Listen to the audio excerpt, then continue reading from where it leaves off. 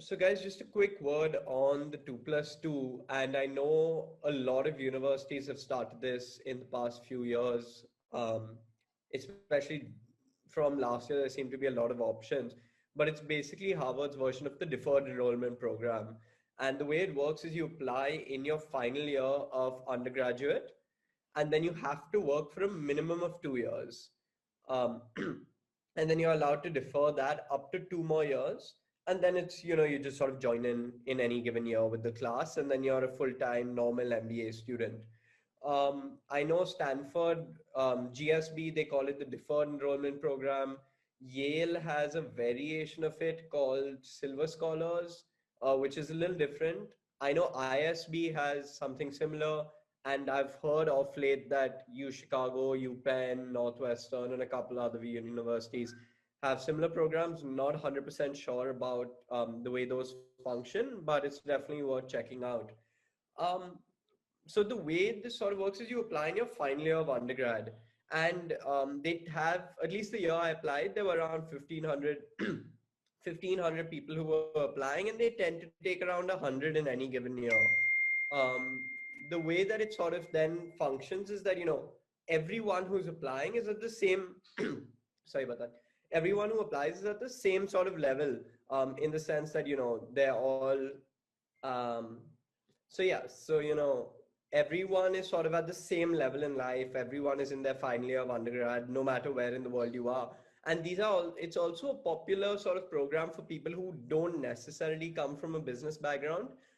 So as I said, I'm from a law background. I know a couple of other people from law background, liberal arts. No, obviously there are kids from business as well, but then engineering, computer science, and so on and so forth. And I think it is if you're sure that you want to do an MBA, and I'll talk a little bit more about my reasons to do an MBA. If you're sure that you want to do an MBA, I think it's a very sort of interesting program, because then you're able to sort of lock in your future.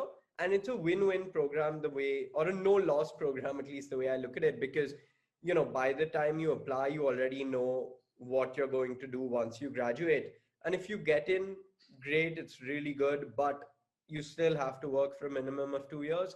If you don't get in, that's fine. You sort of anyway have your plan about what you're going to do for the next years. You continue to do that.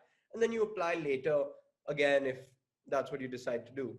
Um, so just in that sense, I think it's a program that makes sense for a lot of people who are thinking about doing an MBA, especially if you're still in university, your undergrad, you're in your third year, fourth year, fifth year, depending on what you're studying. Um, in terms of why I decided to do an MBA, for me, I obviously put myself through 5 years of law school, and everyone's first question, and they asked me in the interview as well, is like, okay, you've done 5 years of law school. Why do you want to do business? And personally, for me, I think, throughout my experience at law school, I spent a lot of time working at a research center for entrepreneurship. I ran something called the Startup Academy. I co-founded something called the Legal Entrepreneurship Cell. So I used to spend a lot of my time working with startups, both on and off campus. And the more I did that, the more I was sort of interested in having a startup of my own or working with startups in some way or form. And originally the plan was, okay, I will do law, I'll do corporate law, I'll do M&A law, private equity law, and then try switching over later and doing an MBA.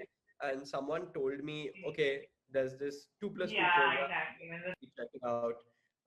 It's like a deferred enrollment program. So that's how I sort of stumbled upon it in my last year itself.